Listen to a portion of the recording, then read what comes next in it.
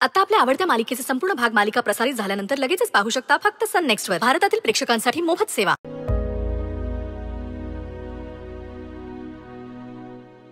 ती मुलगी या कंपनीला क्वालिटी पेक्षा जास्त प्रॉब्लेम्स देणार आहे. मार्क माय वर्ड.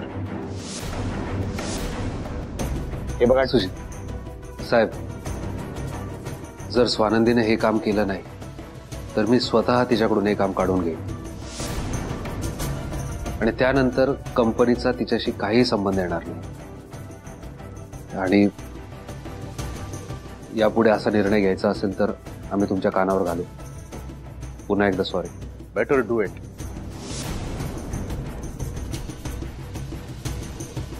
किती वेळा तुम्हाला माफ करायचं आता.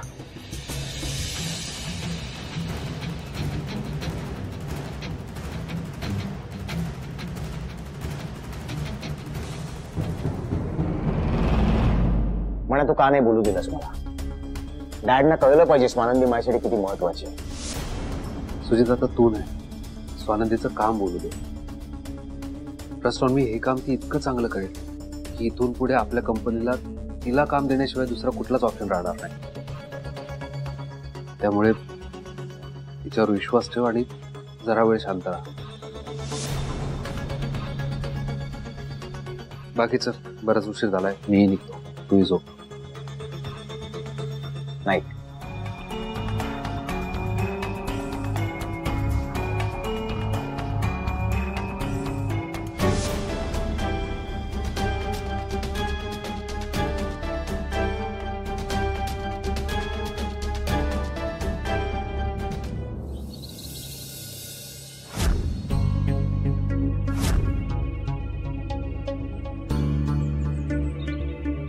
हो मॅडम थांबा. कोणाला भेटायचंय? अहो दादा, नमिता मॅडमला भेटायचंय. त्यांनी मला 9:30 वाजता बोलावलं होतं.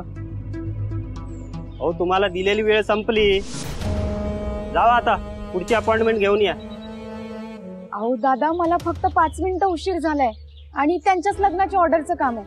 त्यांना सांगा मला अर्जंट भेटायचंय. तरी तुम्हाला थांबावं लागेल. नमिता मॅडम आता बिझी आहेत त्यांच्या खास मैत्रिणीसोबत. तुम्हाला थोडा वेळ वेट करावा लागेल. अहो दादा, त्यांच्याच लग्नाची ऑर्डर आहे. मला फार काही वेळ नाही लागणार. हवं तर मी हे कपडे त्यांना देते आणि परत येते.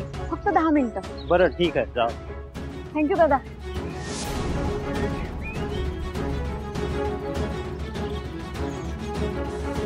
नमिता मॅडम आलीस? ये, तुझ्याच बद्दल बोलत होतो आम्ही. मी तुला म्हटलं होतं ना, माझ्या लग्नासाठी एक परफेक्ट डिझायनर सापडली येते. ती हीच स्वानंदी. आणि स्वानंदी ही माझ्या कॉलेजची मैत्रीण.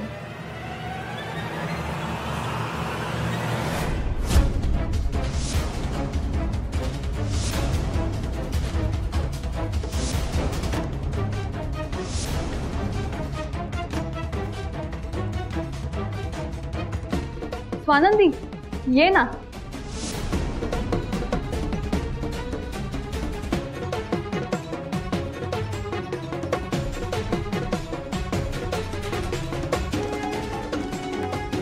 तुम्ही दोघी एकमेकींना ओळखतच असाल ना?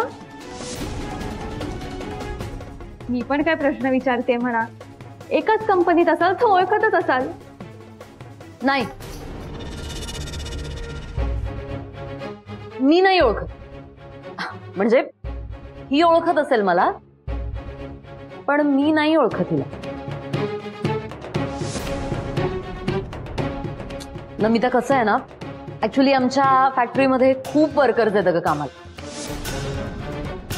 आता बघ ना, माझ्याच हाताखाली 50-60 लोक काम करतात आणि प्रत्येकाला असं चेहऱ्याने आणि त्यांच्या नावाने ओळखणं जरा डिफिकल्टच आहे, नाही का? आणि असं कुणालाही लक्षात ठेवणं त्याहून डिफिकल्ट. बाय द वे, तू ओळखत असशीलच मला. हाय,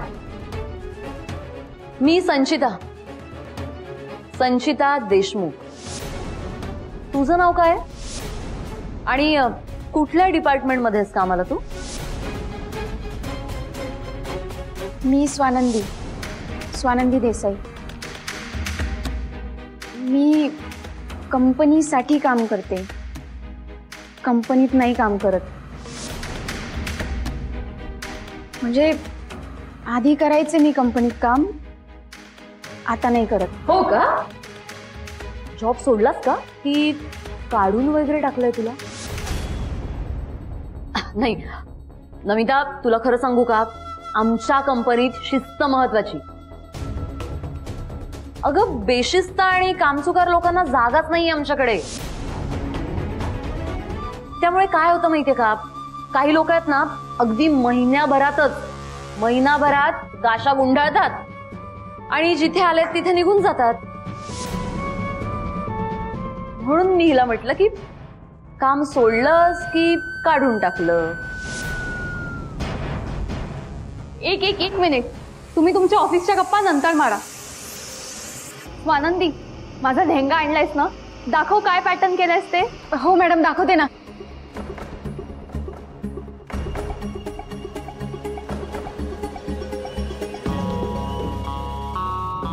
मॅडम, हा तुमच्या लग्नाचा लेहंगा. एक मिनिट.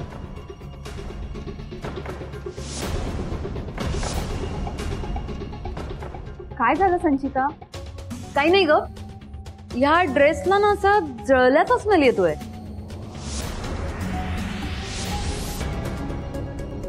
काय नाव काय तुझं? स्वानंदी.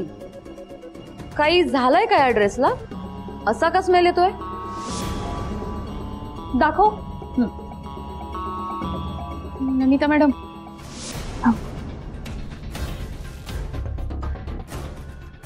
नाही ग संचिता, उलट याला फ्लोरल सुगंध येतोय. प्रत्येक वस्तू ह्याला हवी असते, मग त्याची काही किंमत मोजावी लागली ना तरी 72. मग ती निर्जीव वस्तू असू दे, नाहीतर जिवंत माणसं. त्याला एक अल्पवयीन मुलगी आवडली आणि तो माझा तिच्याशी लग्न लावायला निघाला.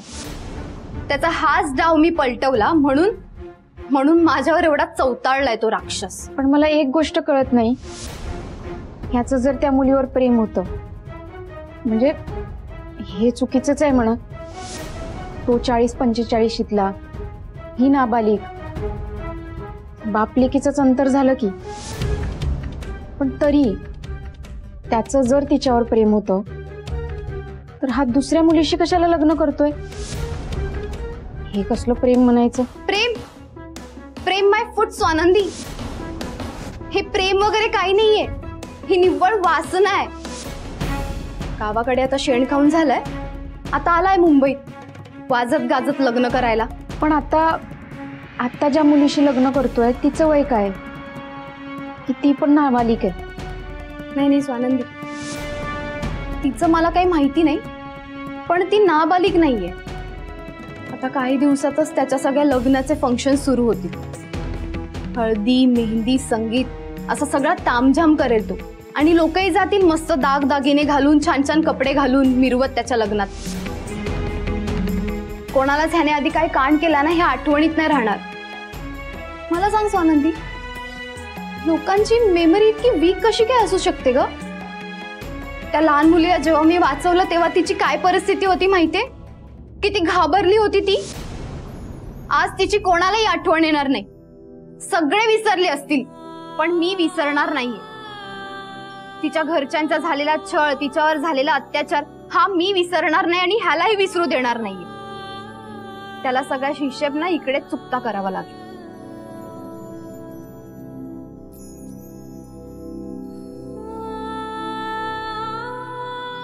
जेसी, हे जे काही प्रकरण आहे ना ते खरंच लई डेंजर आहे.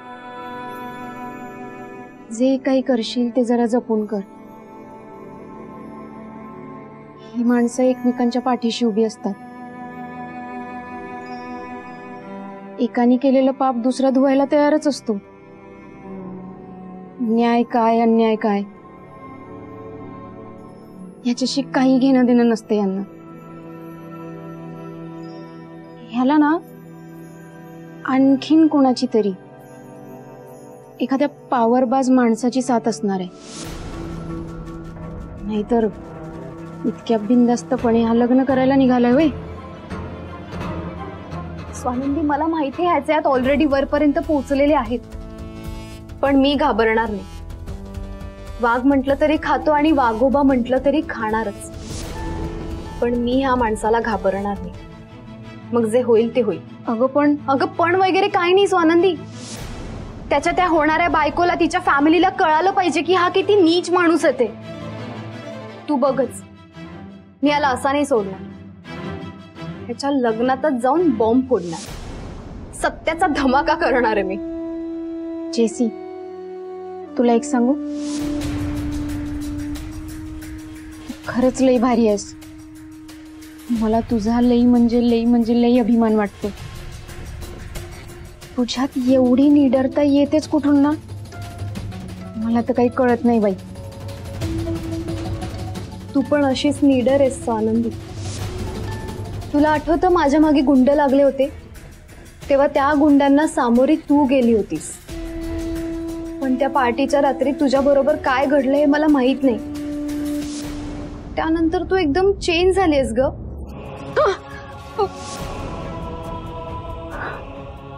स्वानंदी शांत हो. हे बघ, हेच म्हणते मी, तू का एवढी घाबरतेस? त्या कपड्यांचं किती टेन्शन घेतलेस तू माहितीये? त्या कपड्याच्या विचारात तू रात्रभर झोपलेली नाहीयेस. स्वानंदी, ही जर का पहिलीची स्वानंदी असती ना, तर तिने ह्या संकटाला एक्सेप्ट केलं असतं आणि बिंदासपणे ह्या संकटाला भिडली असती. पण ना स्वानंदी, तुझ्यात काहीतरी खोलवर बदल झाला. मला काळजी वाटते ग तुझी.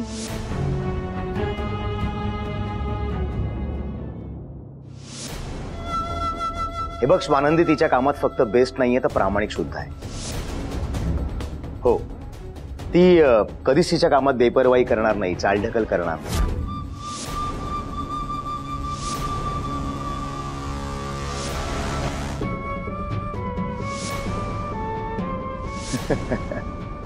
डोंट वरी, तू अजिबात काळजी करू नकोस आणि महत्वाचं म्हणजे स्ट्रेस घेऊ नकोस. स्वानंदी उत्तम क्वालिटीचं फॅब्रिक काढून अत्यंत फाईन ड्रेस शिवेल तुझ्यासाठी. तुला वेळेवर ड्रेस देण्याची जबाबदारी माझी. बघ तर झालं. ओके, नको काळजी करूस. Bye, take care. संचिता, हे शेरा साहेब, यांना आपल्याकडचे कॅटलॉग्स दाखव, पण प्रीमियम एक्सक्लुझिव्ह कॅटलॉग्स दाखव. यांच्याकडून खूप मोठी ऑर्डर मिळणार आहे आपल्याला. हो, दाखवते.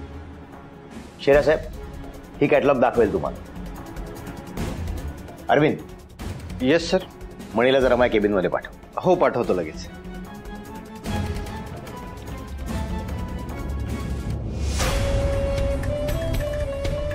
या सर. तेच आपल्याला शोधून काढायचंय. शोध पटापट. उभा काय आहे?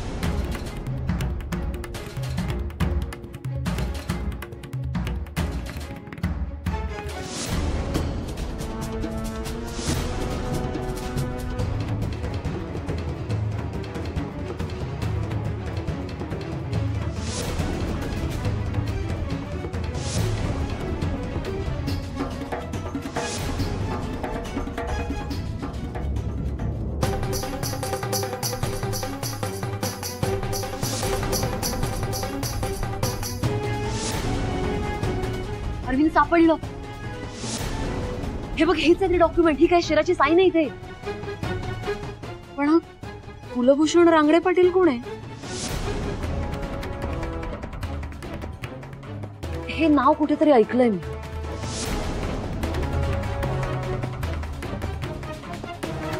कुलभूषण रांगडे पाटील.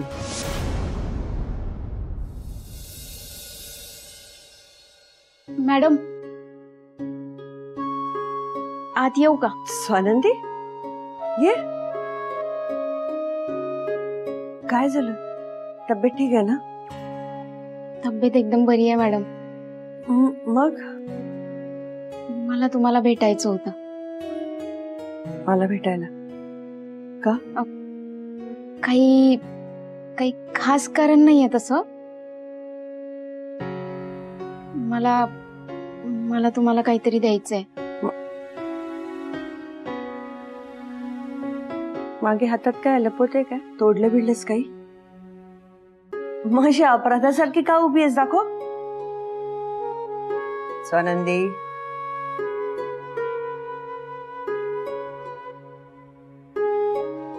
माझ्याकडून एक छोटूस गिफ्ट तुमच्यासाठी. माझ्यासाठी? त्याचं एकच कारण नाहीये.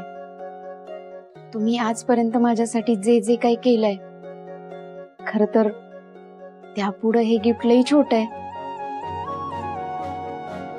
गावाकडं साधं सरळ आयुष्य होतं माझं. छोटं मोठं काही जरी झालं, एक हाक मारली की 4 माणसं मदतीला धावून यायचे. पण इथं तसं नाहीये.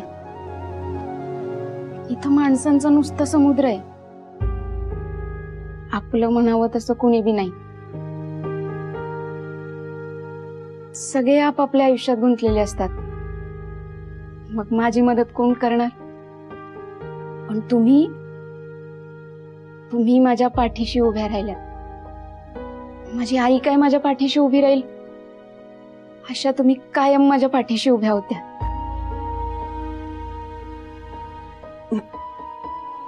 मी काहीही जगावेगळं केलेलं नाहीये. माझं कामच आहे हे.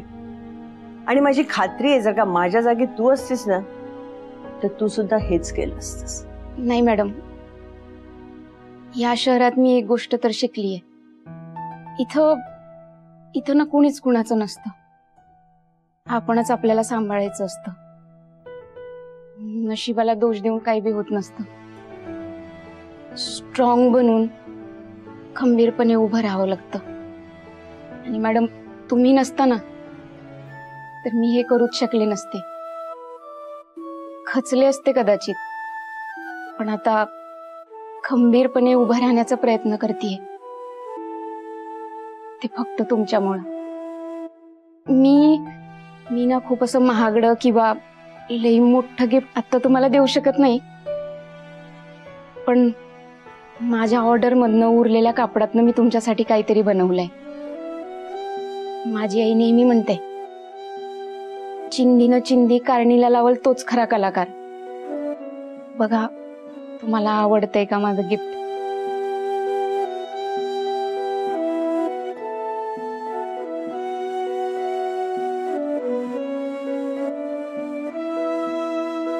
अरे वा, हे तू बनवलंय? खूपच छान आहे.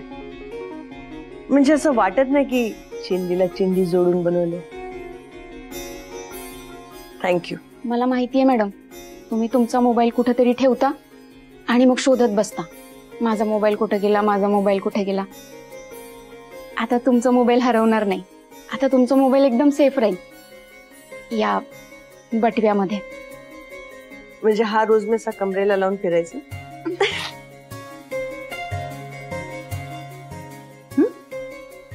कसा दिसतोय? खूप छान. थँक्यू. Thank you so much.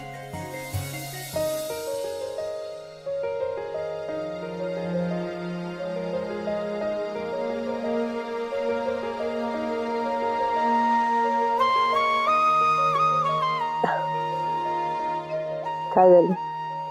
ए मॅडम, सॉरी. काय झालं? आईची आठवण आली. खरं सांगू, मला ना तुम्हा मुलींचं खूप कौतुक वाटतं. म्हणजे एवढ्या लहान वयात कुटुंबापासून दूर राहून एवढ्या सगळ्या जबाबदाऱ्या कशा पार पाडतात, कसं मॅनेज करता. न सांगता सवरता येणाऱ्या आगंतुक पाहुण्यासारखी असते ही जबाबदारी. ज्याच्या खांद्यावर येते ना, मग तो खांदा झुकेल का हा देखील विचार करत नाही. आता माझंच बघा ना, मी गावाकडची साधी सरळ मुलगी, पण माझ्या खांद्यावर आली की जबाबदारी. पण एक सांगू का मॅडम, तुम्ही सोबत आहात हा विचार जरी केला ना तरी लय बळ मिळतं मला. तुम्हाला लई म्हणजे लई थँक्यू बरं का.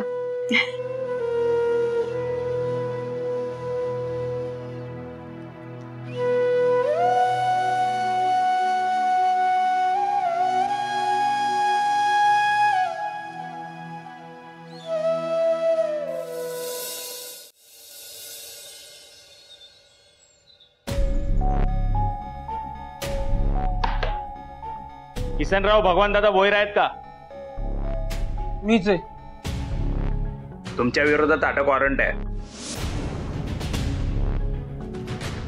कुठेही पळून जायचा प्रयत्न करायचा नाही, नाहीतर टायरात घालून फटकेच देईल.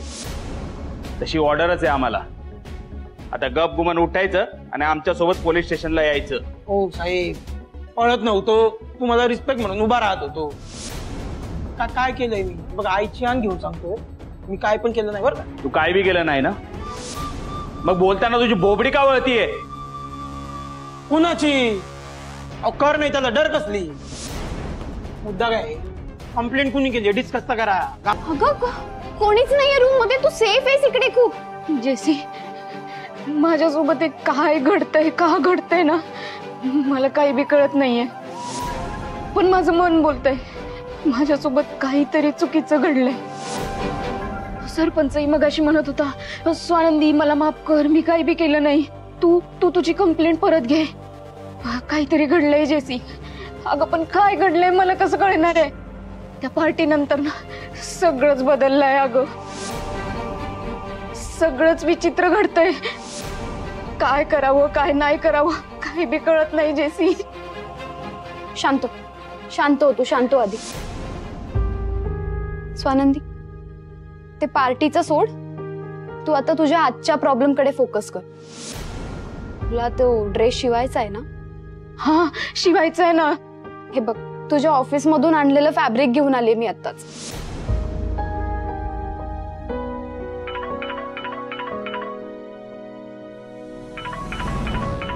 हा सरपंच का कॉल करतोय तुला? ह्याच्यात ना. हॅलो स्वानंदे, काय काम आहे तुझं आता स्वानंदीकडे? ताबडतोब स्वानंदीला फोन दे, मला लय महत्वाचं बोलायचं.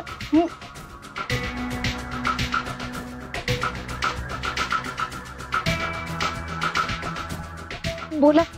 हॅलो स्वानंदे, त्या दिवशी रात्री पार्टीमध्ये काय घडलं होतं हे जाणून घ्यायचं असेल ना तर अर्जंटमध्ये बाहेर ये. मी इथं हॉस्टेलच्या बाहेर तुझी वाट बघतोय. हा आले. हा लगेच ये. काय झालं? काय म्हणत होता तो? मला जायला पाहिजे, लई इम्पॉर्टंट आहे. अगं कुठे? मी आले. कुठे चाललीस तू स्वानंदी?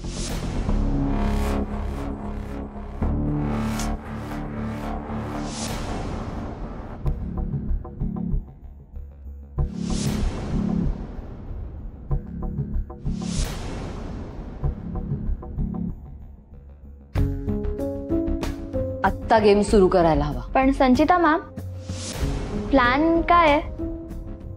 स्वानंदी मशीनच्या जीवावर खूप उडतीये,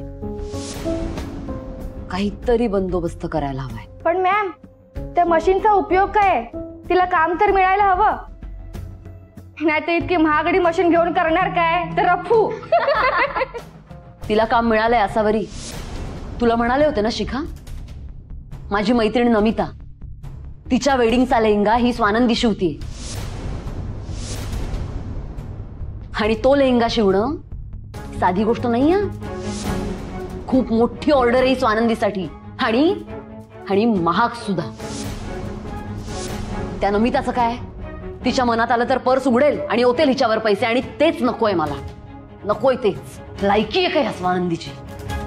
लेहंगा शिवतीये. काही नाही हो मॅडम, ह्या गावठीने ना गोड गोड बोलून, डोळ्यात पाणी आणून, आपली दुःखभरी कहाणी सांगून पदरात पाडून घेतलं असणार हे काम. आता इरवी हिला कोण काम देते? ते काही असू दे, आहे ना तिच्याकडे काम आता.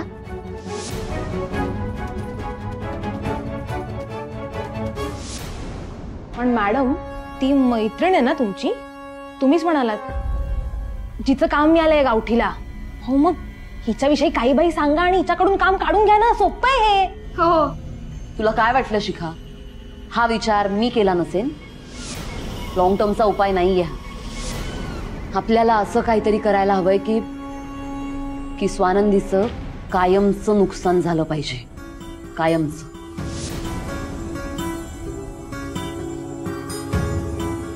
पण मग काय करायचं मॅम? आता आपण हिचं मशीन तर गायब करू शकत नाही ना. त्याला काय उपाय आपल्याकडे?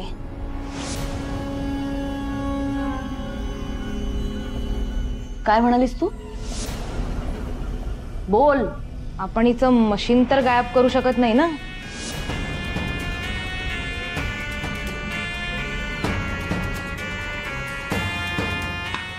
वा शिखा, गुड. माझ्या बरोबर राहून चांगलंच शिकलीस तू. हो का?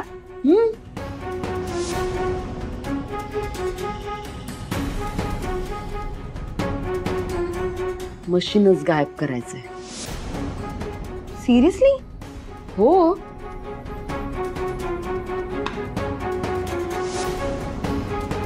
आणि मशीन फक्त गायब नाही करायचं,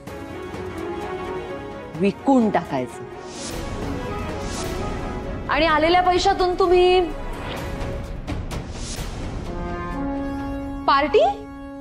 पार्टी करा.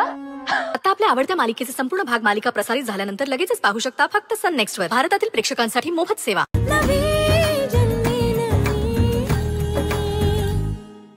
तुम्ही कधी लग्न करावं, तुमचं घरदार असावं, मुलं बाळ असावीत, असं नाही का तुम्हाला कधी वाटलं? का तुम्हीच आधीपासून एकटं राहायचं ठरवलं? कधीच कोणी एकटं राहायचं ठरवत नाही का?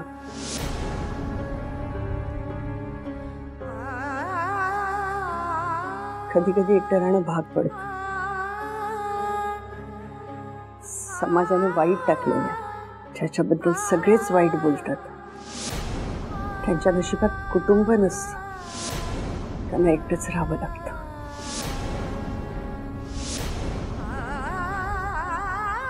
वाईट? मॅडम, तुमच्या बाबतीत असं काय घडलं?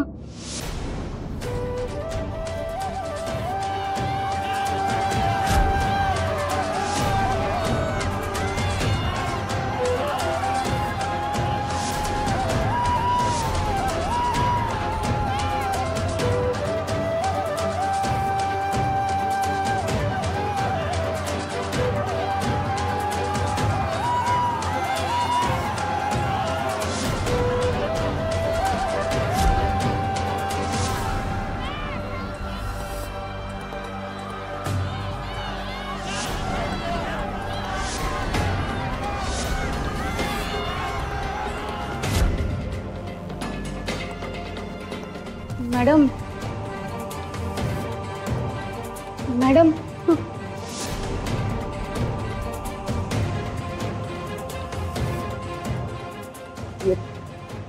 या विषयावर आपण परत कधीतरी बोलूया.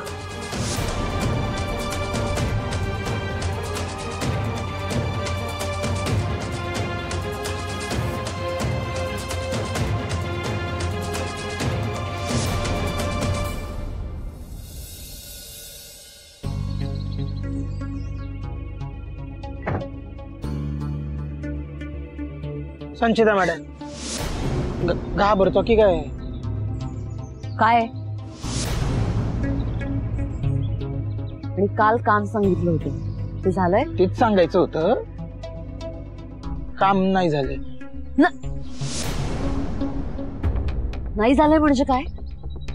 नाही झाले म्हणजे नाही झाले. हे बघा कसं आहे संचिता मॅडम, ती स्वानंदी आता माझं काही ऐकण्या सांगण्याच्या पलीकडे गेली आणि मी जबरदस्ती तर नाही ना करू शकत. तेव्हा मला माफ करा. हा पण मी तुम्हाला प्रॉमिस करतो ती आता बहिणीच्या लग्नासाठी गावाला येईल की नाही, तर त्यानंतर स्वानंदी मुंबईला फिरकणार नाही याचा बंदोबस्त मी करतो. ते माझ्याकडे राहील. ती परत येणारच नाही याची काय गॅरंटी आहे? बस का संचिता मॅडम, एवढा तर विश्वास दाखवा. अहो किसनराव भगवान दादा भोईर म्हणतात मला, शब्द दिला म्हणजे दिला. आपली गॅरंटी आहे स्वानंदी मुंबईला येणार नाही. आणि ती गावाला जाईपर्यंत तोपर्यंत काय? तोपर्यंत माझ्या डोळ्यांसमोर तिला नाचत फिरताना बघत बसू मी? थोडी तर कळ स्वसा. 4-5 दिवसातच प्रश्न आहे, पण त्यानंतरचा येणारा आनंद केवढा मोठा आहे ऐक ना. तो आनंद ध्यानात घ्या आणि हा जो काही अपमान होतोय ना तो घ्या गुमान. आम्ही बघून घेतो सगळं. अजून एक काम सांगितलं होतं ते ध्यानात आहे माझ्या आवाकातले आपल्या. हा कुणाचा पंटरे कोण छू म्हणलं की दावत सुटतो हे चाव होतं ना. आणि काय काय भावाने तुला साहेबांबद्दल काय पडलंय का? साहेब कोणाशी लग्न करतायत? मुलीचं नाव काय? वय काय? कोण आहेस कोण तू? अहो मी पत्रकार आहे. मी ते लग्नाचं कव्हरेज करायला आले होते. लग्नाचं कव्हरेज? अच्छा तुला सांगतो कसं कव्हरेज काढतात ते. शेरा साहेब आणि कुलभूषण साहेब स्वतः येतात. ते देतीलच तुला सगळी माहिती. चल चल चल अहो चल नाही चल, दादा चल, ऐका ना. चल. मला फक्त कव्हरेज हवं होतं. बाकी दॅट्स इट. माझं काही काम नाही अजून.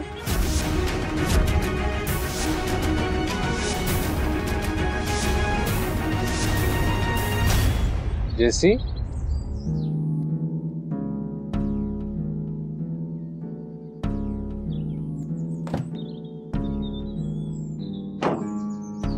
काय झालं?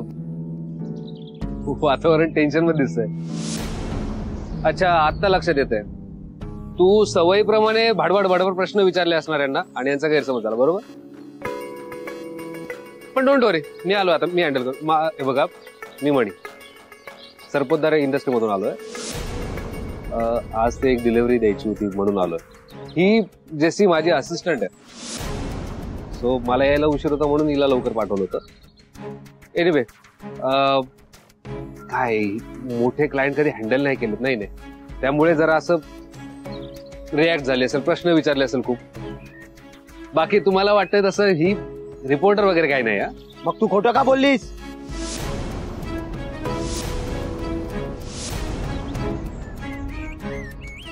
मोठ्या आवाजात बोललात ना तुम्ही. घाबरून गेली असेल म्हणून मग घाबरली मग थाप मारली असेल तिने. मला माहिती आहे ना मी चांगलं ओळखतो तिला. तू बघत काय उभी आहेस? तू जा गाडीतून सामान काढ, मदत कर मला. यावेळेस सोडतो हिला, पण पुढच्या वेळेस अशा लोकांना आणू नका. चल रे.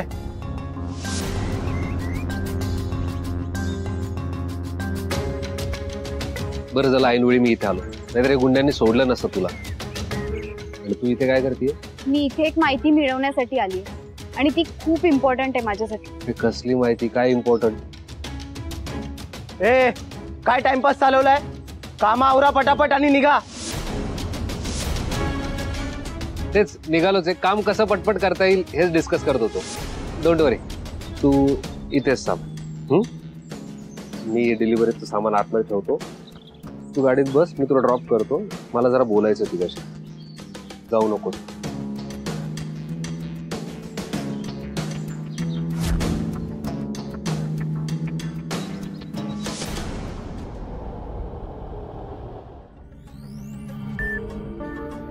थँक्यू मणी सर. जेसी तुम्हाला अजूनही सांगितलं नाहीयेस, तू तिथे काय करत होतीस? मी तिकडे बातमी काढायला गेले होते.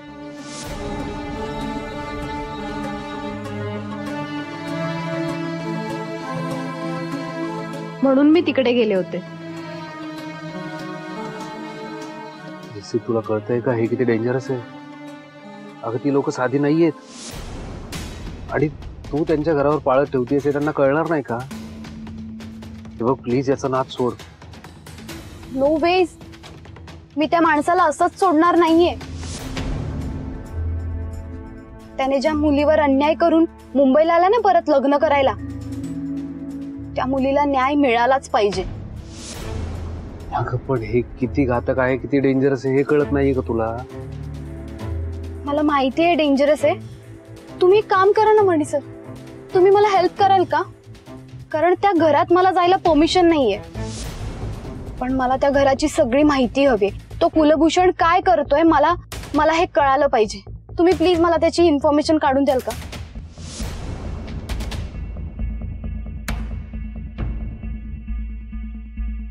ठीक आहे, मी तुला हवी ती माहिती देईन, पण जेसी ते लोक खूप डेंजरस आहे. तुझी स्वतःची काळजी घे. एकटीने काही करू नको. जे काही करायचं मी असेल सोबत. एकटी अडकू नको यार. आता मला कळलं. काय कळलं? आता मला कळलं की स्वानंदीला तुम्ही एवढे का आवडता ते. किती केअरिंग आहात तुम्ही. काय? स्वानंदीला मी आवडतो. नाही, ती स्वानंदी बोलली का असं? हा, अंदाज लागत नाहीये. जसे जरा स्पष्ट सांग ना. नाही, मला असं काहीच बोलली नाही ती. स्वानंदी, जसे स्वानंदी आली, मला सांग ना, स्पष्ट सांग, ती बोलली कसं काय तुला?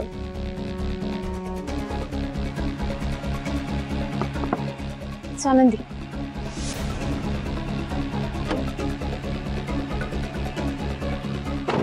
स्वानंदी, जेसी, हो मणी सरांसोबत. अगं मणी सर इकडेच येत होते. ते म्हणाले मी तुला ड्रॉप करतो सर. हे काय तू रेडी झाली जायला?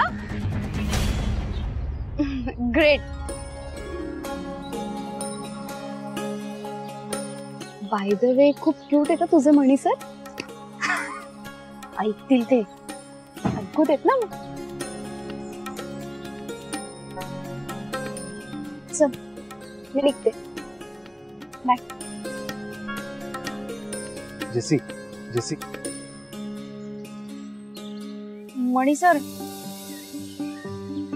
तुम्ही इथे? हा, मी तुमच्याकडे आलो होतो.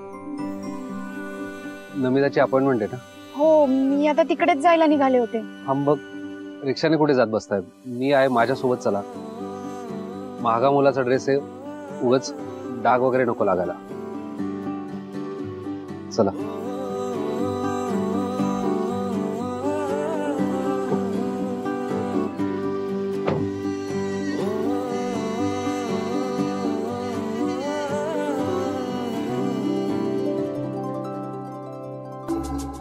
All good?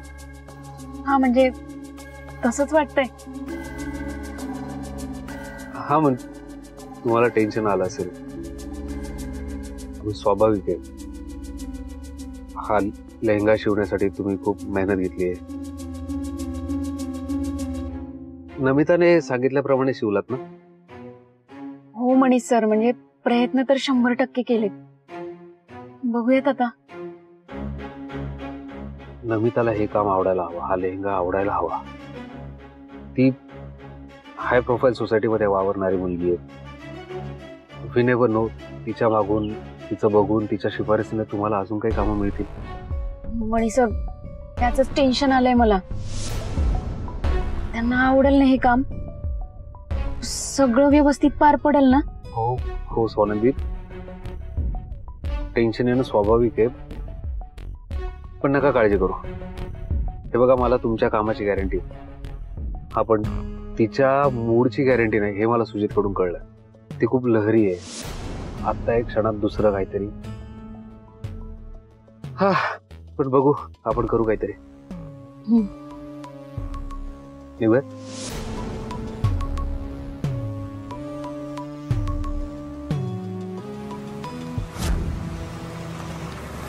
Thank you. Namita madam येते. हा,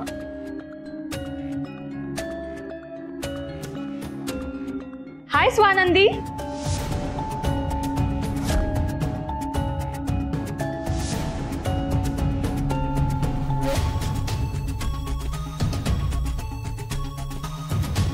सिट सिट. हे बघ, हा माझ्या रिसेप्शनचा लेहंगा. कसा आहे? एका मोठ्या डिझायनरने शिवलाय. येस ऑफकोर्स, छान दिसतोय. पण रिसेप्शनचा लेहंगा तू स्वानंदीला शिवायला सांगितला होतास, राईट? सांगितला होता, पण माझा मूड चेंज झाल्यानंतर. कम ऑन यार, लग्न एकदाच होतं आणि त्यात नमिताचं लग्न म्हटलं तर चर्चा तर होणारच. आणि हा